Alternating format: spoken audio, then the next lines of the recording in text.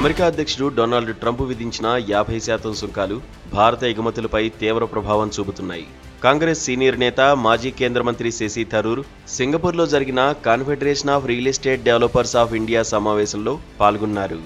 ఈ సుంకాల వల్ల భారత్లో లక్షలాది మంది ఉద్యోగాలు పోతున్నాయని, ఆర్థిక వ్యవస్థ దెబ్బతింటోందని తీవ్రంగా ఆక్షేపించారు. ట్రంప్ పాలసీలు అస్థిరమైనవిగా ఉండడం, సంప్రదాయ దౌత్య నియమాలను ఉల్లంఘించడం వల్ల భారత్తో పాటు ప్రపంచ ఆర్థిక వ్యవస్థకు కూడా నష్టం వాటిల్లుతోందని థరూర్ మండిపడ్డారు.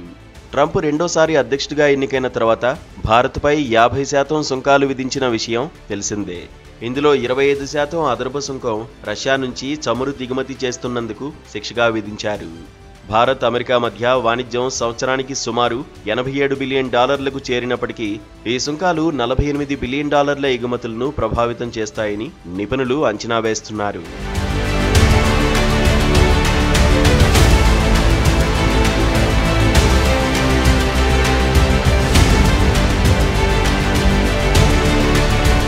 ట్రంప్ అసాధారణ అధ్యక్షుడని, నోబెల్ శాంతి బహుమతికి అర్హుడని ప్రపంచ నేతలు చెప్పడం లేదని శశి థరూర్ చెప్పుకొచ్చారు.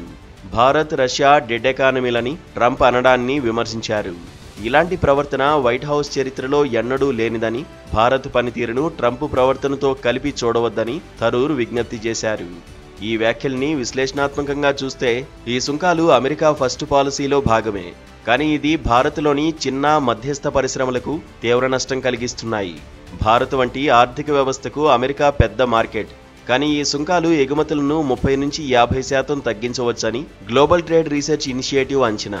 ఇది భారత జీడీపీకి 0.8% నష్టం కలిగించవచ్చు.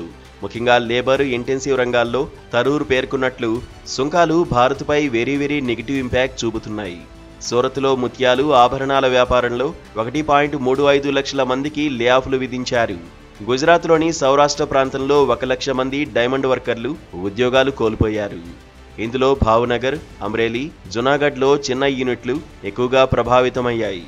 సముద్ర ఆహారం తయారీ రంగాల్లో కూడా ట్రంప్ సుంకాల ప్రభావం కనిపిస్తోంది. విశాఖపట్నంలో సీఫుడ్ ఎగుమతులు 30% తగ్గాయి. తిరుపూర్లో టెక్స్టైల్స్ ఫ్యాక్టరీలు మూసివేస్తున్నాయి. భారత్లో 80% ఎగుమతులు చిన్న పరిశ్రమల నుంచే వస్తాయి. ఇది యువత ఉపాధి, ఆర్థిక అస్థిరతకు దారితీస్తోంది. ప్రభుత్వానికి మేక్ ఇన్ ఇండియా ప్లాన్కు సవాల్గా మారింది.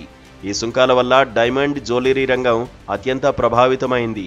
US, Bharat gems and jewellery ఎగుమతులకు 30% మార్కెట్. కానీ 50% సుంకాలతో ఈ ఆర్డర్లు క్యాన్సిల్ అవుతున్నాయి. అమెరికా కస్టమర్లు థాయిలాండ్, మధ్యప్రాచ్యానికి మారుతున్నారు.